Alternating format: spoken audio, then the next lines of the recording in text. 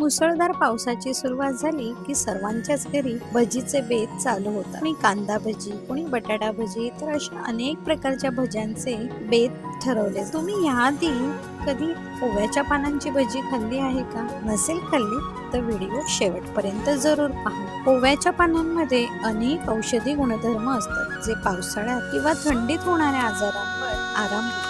पचनक्रिया सुधारते, सर्दी खोकल्यावर गुणकारी असे, त्याचबरोबर माउथ फ्रेशनरचं सुद्धा काम करते.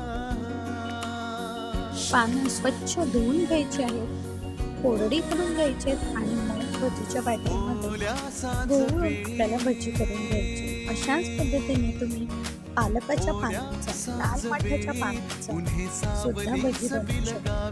पावसाळ्यात गरमागरम भजी किंवा वडे त्याचा आस्वाद घ्या.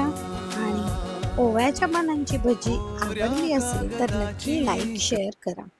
आणि बरं का, तुम्ही बनवलेली भजी कशी झाली हे मला कमेंट बॉक्समध्ये नक्की सांगा.